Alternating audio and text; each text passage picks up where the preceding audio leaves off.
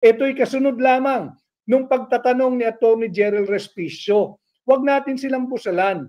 Sagutin natin, harapin natin, sapagkat ang deadline ho ng certification by an independent third party sa gagamiting automated election system ay nung February 12 pa or 3 months before the conduct of the May 12, 2025 election. Yan sana ang ipaliwanag ng Commission on Election at huwag i-weaponize ang ating mga batas at gisikilin or gipitin yung mga nagpapahayag ng kanilang saloobin katulad ni Attorney Gerald Respicio.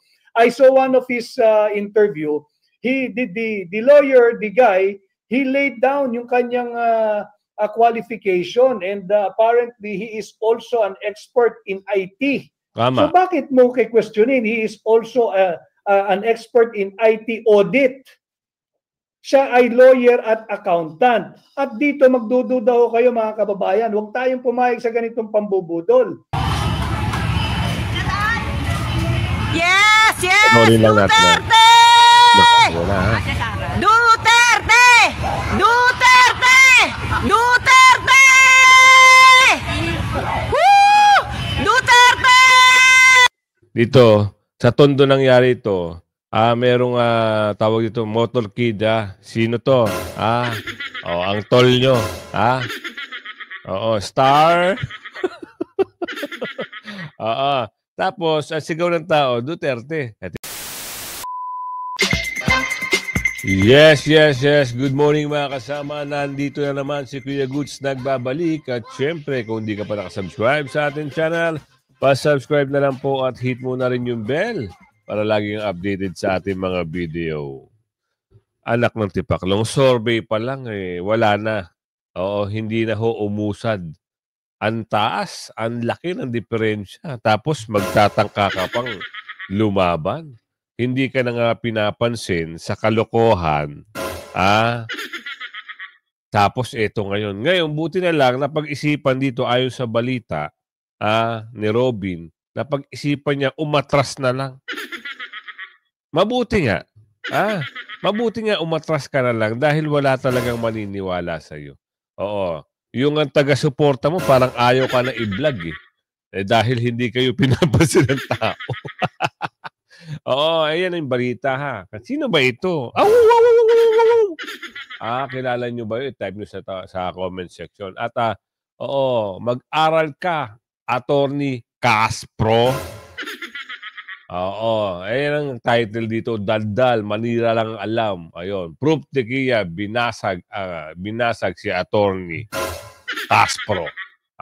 Yan yung mga balita na natin na dapat malaman. At syempre, yung live ni Attorney Vic Rodriguez o Senador Vic Rodriguez patungkol dito sa pwedeng pumasok ang dayaan pero pwedeng mapigilan. Bakit? Kailangan natin ng third party para sila ang magmamonitor. Kasi pag may third party, may pananagutan kung sakaling magkaroon ng dayaan. So ito na ipasok natin yan. Pero siyempre, bago natin simulan ang ating talakayan at reaksyon, sang like, sang share, samahan mo ng subscribe para lagi kang updated at i-bell all mo para may notification ka eto na. Ano ang kwento rito? Pasok. Kinumpirma ng SWS ang survey na isinagawa February 2025 kung saan makikita na nakakuha lamang ng negative 22 net trust rating si Antonio Trillanes IV sa mga taga-Caloocan City. Ayon sa nasabing survey, 27% ang sinabing may malaking tiwala sila kay Trillanes, habang 27% naman ang hindi sigurado. Samantala ay nasa 46% naman ang sinabing maliit lamang ang tiwala nila kay Trillanes. Malayo ito sa positive 75% kay Along, negative 22% kay negative 22. Aba. Ibig sabihin, wala talaga. Wala talagang pagpipilian maiba na lang, sa iba na lang, ika nga. Sa iba na lang natin na, iboto. O kay Along na lang para sigurado tayo. Kasi si Along ang malapitan mga kasama. Parang si Yorme yan eh. Magagaling ho yan. Ibig sabihin, nagsiservisyo ng tapat para, siyempre, yung ating kababayan dyan sa Caloocan, magandang may bigay na panunungkulan sa kanila. Diba? O papaayos yung gantong lugar. O yung mga senior bibigyan, anak ng tipak. Ganon kagaling ha. Ang mga nakikilala nating mga tumatakbo dyan. Sa Manila, sa Caloocan, wag lang masisira dahil merong kumakandidato mga dorobo. Sigurado, alam nyo na iisipin yan. Bakit hindi tumakbuli na pagkasenador? Wala siyang budget eh. Saka wala nang maniniwala. Susubukan niya sa pagka-mayor. Ang problem is, wala ring maniniwala. Frustrating na nakuha ng kanyang katunggali na si incumbent Caloocan City Mayor Along Malapitan na mayroong plus 75 net trust rating. Tila yata patuloy na minamalas si Antonio Trillanes sa politika dahil ba ito sa sunod-sunod na kanyang pag-atake at paninira at gawa-gawang kaso laban sa mga Duterte. Kaya ngayon siya ay nangangamote. Hindi pa man tapos ang survey. Viral na sa social media ang ilang video ng pangangampanya na Trillanes sa Caloocan kung saan tila dinededma lang siya ng mga tao. Sa isang clip, makikitang abala ang mga residente sa kanilang ginagawa habang naglalakad siya, walang nagkakagulo, walang nagpapapicture at tila nananadyang hindi pansinin ang dating senador. Nakalimutan ni Trililing na ang mga taga-Caloocan, karamihan dyan taga Mindanao, Visaya at Marano, Magindanaoan, Yakan, Tausog. Marami kong kamag-anak dyan na Maranao. Sabihin ko si Trililing, kahit saan ka man pumunta, makakasalubong mo ang anino ni Tatay Digong. Si Sundalong Kanin, ang advocacy is manira ng manira sa kalaban at lalo na sa mga Duterte. Wala naman siyang naambag sa bansang Pilipinas. Ay, mayroon palang ambag yung magkudita at magstay sa hotel at magnakaw ng mga kubyertos at mga towel. Ano na, Trililing? Mukhang sa kangkungan ka pupulutin na. Sabihin mo sa amo, gawa kayo kaso para masuspindi si Mayor Malapitan, di ba? Diyan kayo magaling. Tanim-tanim, lusob-lusob. Last name pa lang, quality na. Along Malapitan. Malapitan meaning malapitan ng tao. Yung isa, Sunny Trillanes. Trillanes is equals to Trililing, meaning may sayad sa utak. Ito na ang resulta, Trillanes, ng yung mga ginagawang kabalbalan, kagaguhan, at lalong-lalo na ng paninira sa mga Duterte. Gawa pa more ng mga kaso. Samantala nagbigay naman ng komento at reaksyon si Madarahog sa ibinubuhos na resources, panahon at oras ni BBM. Mangampanya lamang, ikampanya ang ganyang mga senatorial boss, hindi na nga makapagsuklay. Nababaligtad na ang mga sinasabi, nangangandabulol at utal, kaya't pinagtatawanan na lamang ng mga netizens. Kumbaga, panic mode na itong si BBM dahil nga wala nang naniniwala sa kanyang administrasyon. Narito ang comment at reaction ni Madarahog, panoorin natin.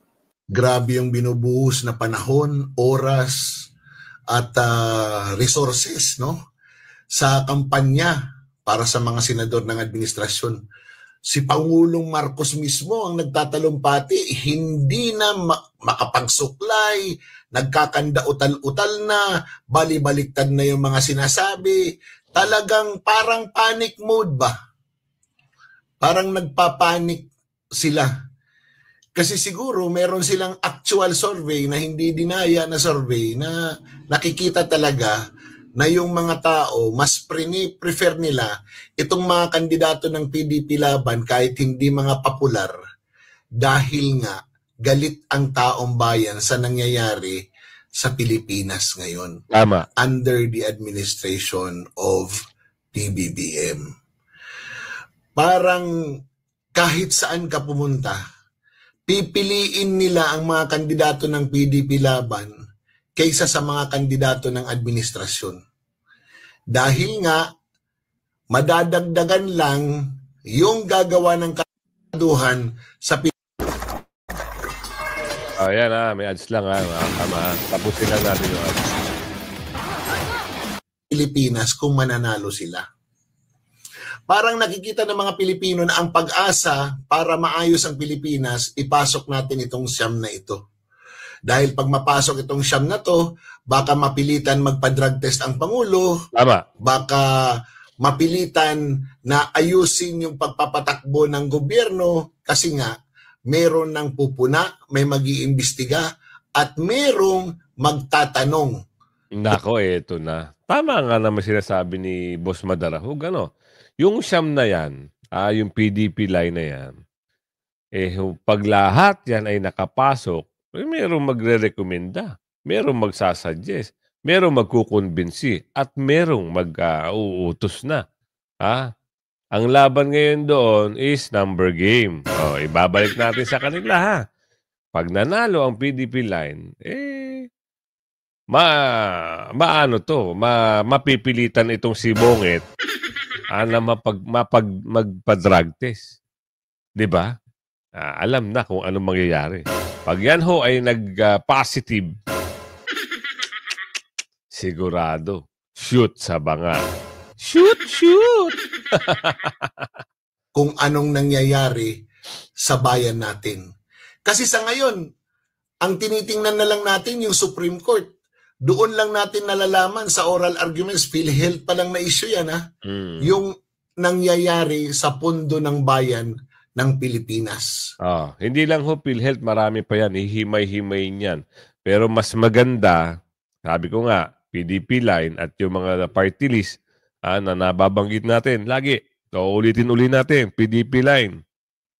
Party list, Duterte party list, Panaw, Sagip, ano pa ba? Pagbelika, PPP sa party list, yun. Mamili lang ho kayo dun. Pero mas maganda sa maganda, lahat kung pwede nga sana lahat di ba? Basta mamili lang kayo sa party list. At sa senatorial candidate, yung PDP line. Wag na ho kayo magdagdag para tayo ay manalo. Alam naman natin Mamaya babanggatin niya ni Attorney B kung ano yung pag-uusap dyan.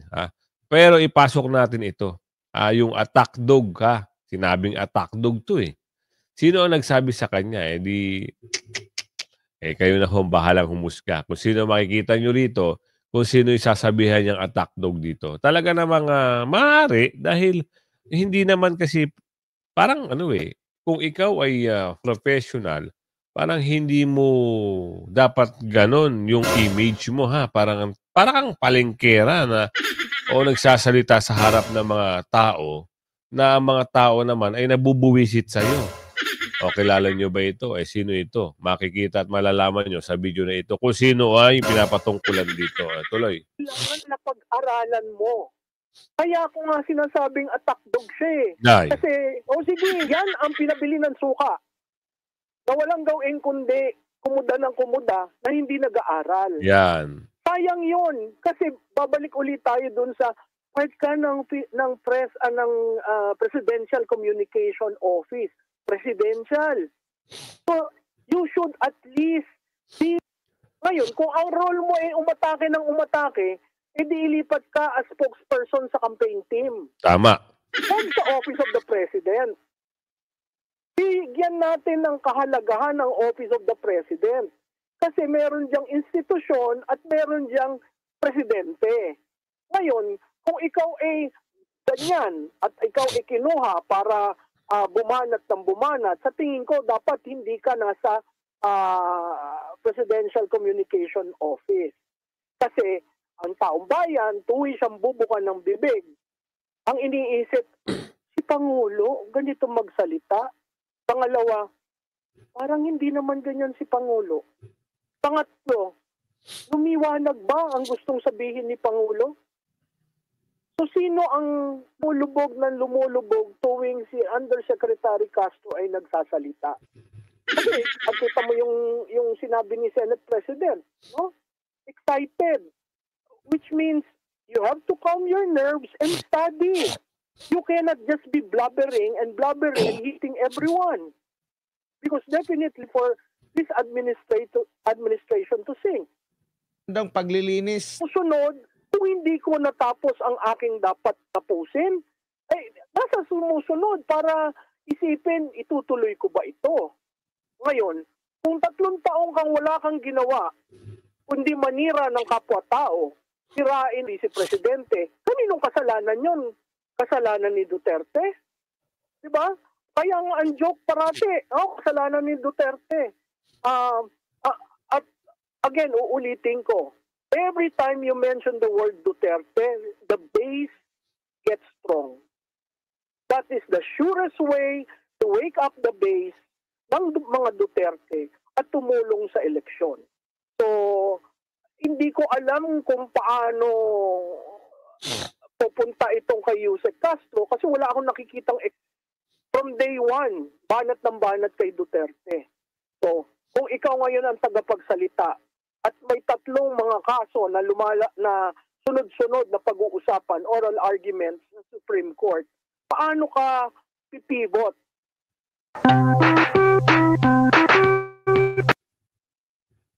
Ngayon, per bagong USEC ng communications po. Sabi niya dito, kakayanin natin, lalo na ng Pangulo, na linisin ang mga kalat na naiwan sa ating nakaraang administrasyon. Yung mga netizen naman dito, baka ang ibig niyang sabing linisin, nilimas na lahat.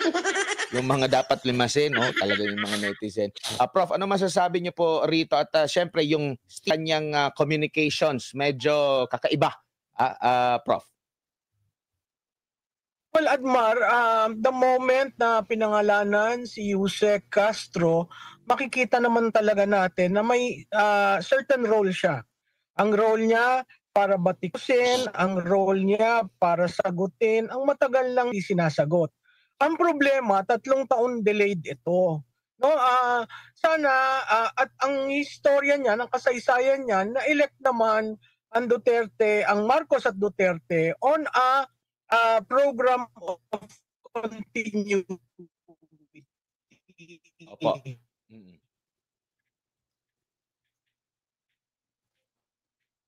Yes. Ayan na.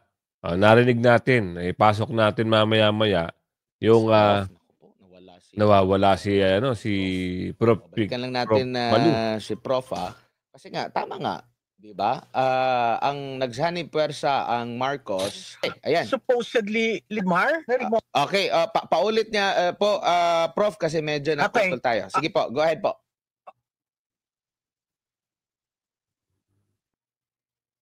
Ayun. Dito na lang natin ipasok yung kay Atty. Vic, ha. Sana maintindihan natin, ha.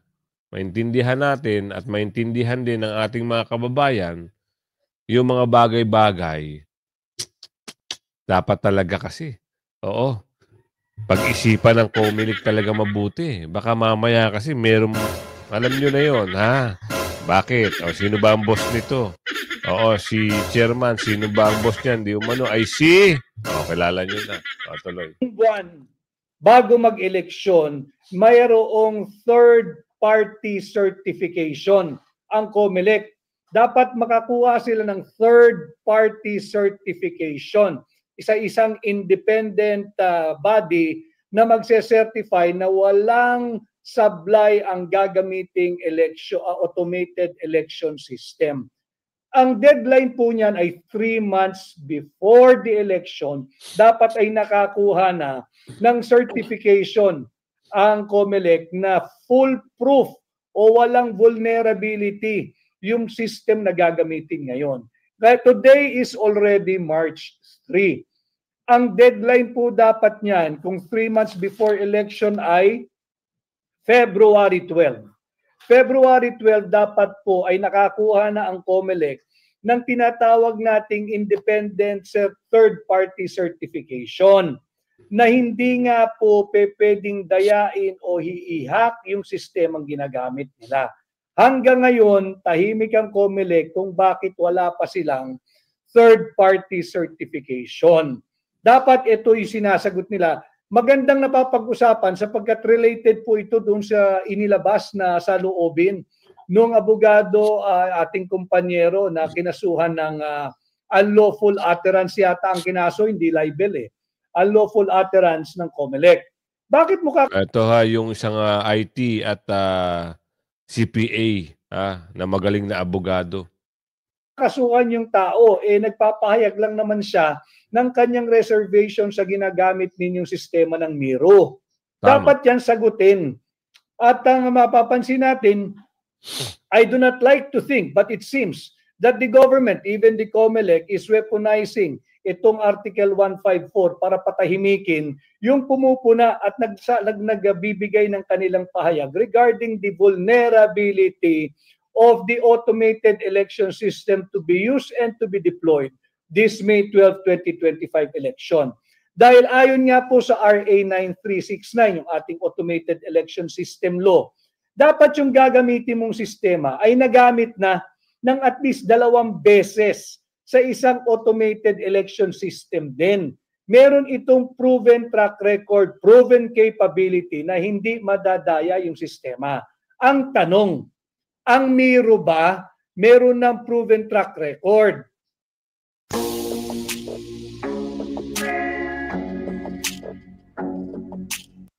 Baka bago-bago nito. Kaya mahalaga yung tinatawag natin na certification mula sa independent third party. Yun. Kinakailangan may certification mula sa independent third party na walang vulnerability o hindi prone sa dayaan o hindi madadaya ang gagamiting automated election system. Dapat ganon. Para may mananagot, ika nga. Kasi kung walang third party, walang susubaybay. Walang magmomonitor. Kayang-kaya ng mga dorobo na manipulahin ang resulta ng eleksyon. Ano ba ang sabi ng mga cyber security? Once na yung mga ganyan ay connected online, kung meron na hong code doon sa machine, kayang-kaya na ang resulta ay panalo na ang mga dorobo. Kung may third party, alam nila ang trabaho nila, siyempre, puprotektahan nila. Kailangan, nasa gitna lang sila, wala silang papanigan. Kaya nga nagkakaroon ng mga ganun. Hinihiling sana. Magkaroon ng ganun. Pero pag hindi ibinigay ng mga dorobo at itong COMELEC, alam na, baka meron silang gustong mangyari di umano. Nakakagulat dahil nagalit ang COMELEC doon sa unang nag-question nung sinasabi ng abogadong vulnerability ng system use. Siya'y nagpapahayag lamang at wala akong nakikitang unlawful utterance doon dahil hindi naman ito damaging sa gobyerno. Tama. Babanggaho kasi yung karapatan niya magsalita, yung karapatan niya magpahayag. Yan po ay may garantiya sa ating konstitusyon at yan po ay mas nangingibabaw kaysa dito sa tinatawag na Article 154 of the Revised Penal Code, yung unlawful utterance. Alam mo ninyo kasi yung ating Revised Penal Code, nagmula pa po yan sa Kodigo Penal ng Spanish So baka itong Article 154 ginagamit nung panahon pa nila Padre Damaso para hindi po ma-criticize yung pamunuan nung mga nanakop sa atin nung araw. Subalit iba na ho ngayon. Ngayon, mas buhay ang diwa ng free speech. Tama. Yung abogado, I hope you can get the name of the lawyer. I forgot the name of the lawyer. Yung abogadong yan na nagpahayag. Attorney Respicio ata. Kung nagkakamali ako, correct nyo na lang po ako, Attorney Respicio, CPA at IT expert. Naglamang siya at yung kanyang sinaba ay covered by free speech that is guaranteed by the Constitution. Dapat sagutin ng COMELEC. Meron na ba kayong certification mula sa independent third party? Dahil mahalaga po na may certification yan 3 months before the election. Ang deadline po ng certification mula sa independent third party dapat ay February 12 pa. Ngayon ay March 3 na. Nasaan na yung certification mula sa independent third party? Ito yung karugtong ito nung naging revelation o pagpapahayag nung abogadong kinasuhan ng COMELEC. Importante po kasi yung certification because the certification mandated under RA 9369 is not a mere technical requirement. Hindi po technical requirement yan. Yan ay legal and procedural requirement. Kinakailangan po may certification mula sa independent third party, 3 buwan bago maghalalan. Nang sa ganoon, maprotektahan po yung integridad ng ating gaganapin na eleksyon. Masiguro po na tama o accurate yung bilang, yung magiging bilang ng makina. Masisiguro po na mabibilang at mababasa ng makinang gagamitin ng tama yung mga iboboto ng mamamayang Pilipino. Mahalaga pong pinag-uusapan natin to. Bakit? Yung mga malalayong nakatira, yung iba tawid dagat pa, gigising ho yan ng maaga. Magtatabi ng pera sa araw ng halalan, mamamasahe, sasakay ng, yung iba magbabangka pa, yung iba magko-commute, gigising ng maaga, pipila sa ilalim ng araw, kung uulan, kahit sa ilalim ng ulan. Kaya importante itong independent third-party certification para masiguro naman ng mga gigising ng maaga, yung mamamasahe, yung magtatawid dagat, magtatawid isla, sasakay ng bangka, na hindi masasayang yung kanilang pagod, hindi masasayang yung kanilang effort, hindi masasayang yung kanilang malasakit sa kandidatong gusto nilang iboto, at hindi masasayang at mabibilang ng tama yung kanilang boto. Nasaan na yan? Kinakailangan po kasi may certification yung isang independent third party. Nang sa ganon, yung source code po, pag na-certify na po yan, i-escrow yung source code na gagamitin. Pag may certification na po yan, i-escrow po yan, itatago sa mga vault ng Bangko Sentral ng Pilipinas. Tahimik ang COMELEC hanggang ngayon tungkol sa bagay na yan.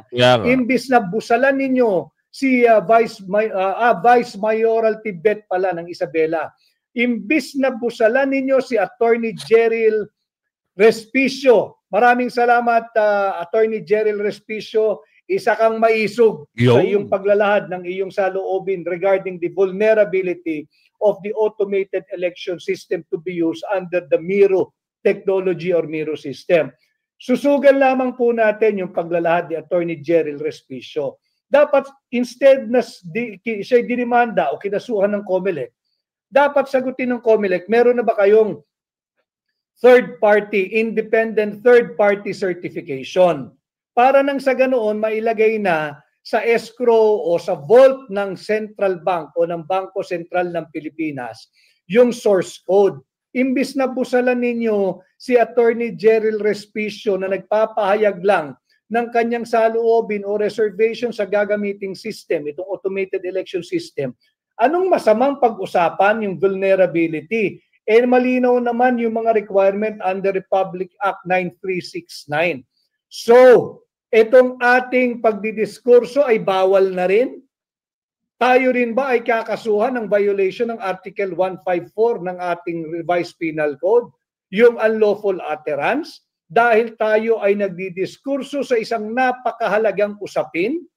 Ito ba'y makakadanyo sa gobyerno kung nagtatanong ang mamamayang Pilipino kung meron ng certification mula sa independent third party at ito ba'y na-escrow na sa mga vault ng Bangko Sentral ng Pilipinas? Importante yung certification ng independent third party, nang sa ganoon, we can be assured that the votes will be counted with accuracy and the machines will read properly the votes to be cast on election day. Ito'y kasunod lamang nung pagtatanong ni Atty. Jeryl Respicio. Huwag natin silang busalan. Sagutin natin, harapin natin, sapagkat ang deadline ng certification by an independent third party sa gagamiting automated election system ay nung February 12 pa or 3 months before the conduct of the May 12, 2025 election. Yan sana ang ipaliwanag ng Commission on Election at huwag i-weaponize ang ating mga batas at gisikilin or gipitin yung mga nagpapahayag ng kanilang saloobin katulad ni Attorney Jeryl Respicio. I saw one of his interview. The lawyer, the guy, he laid down yung kanyang qualification and apparently he is also an expert in IT Tama. So bakit mo questionin? He is also an expert in IT audit. Siya ay lawyer at accountant. At dito magdududa ho kayo mga kababayan, huwag tayong pumayag sa ganitong pambubudol. Bakit mo kakasuhan yung tao? Tapos may banta pa na ipadidisbar. Masama na bang ang lawyer ay advocate? Si Attorney Jeryl Respicio is an advocate for a clean election. Bakit mo ipadidisbar? Lawyers are advocates. And a lawyer should be always advocating for something. Whether you're a political, you're a social, you're a legal advocate or activist, ang abogado ay isang advocate. Huwag mong tatanggalin yan. Kay Attorney Jeryl Respicio, tatakutin mo ng disbarment.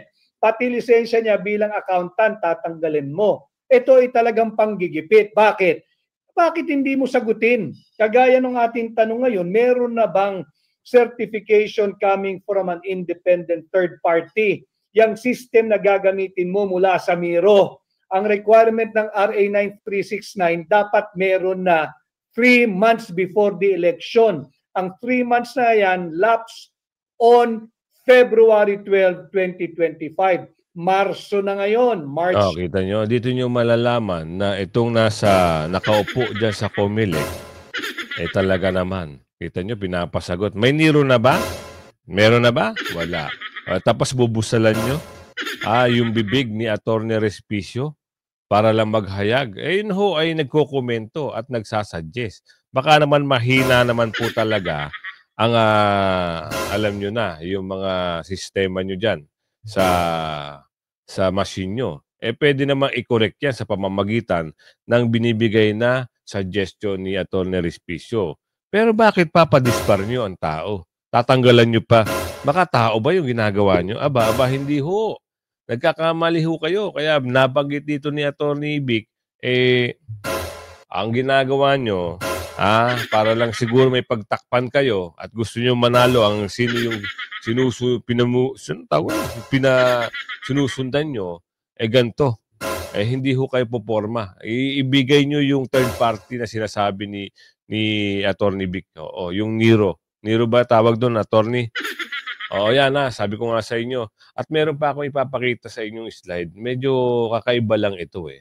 Tama ba? Ito ba? Pag hindi ito, iba. Ito ata yun eh. Ay, ito nga. Yes! Yes! Sorry lang natin. Duterte! Wala ha. Duterte! Duterte! Duterte! Woo! Duterte! Dito, sa Tondo nangyari ito, merong tawag dito, motorkid, Sino to? Ang tol nyo, Oo, star. Oo.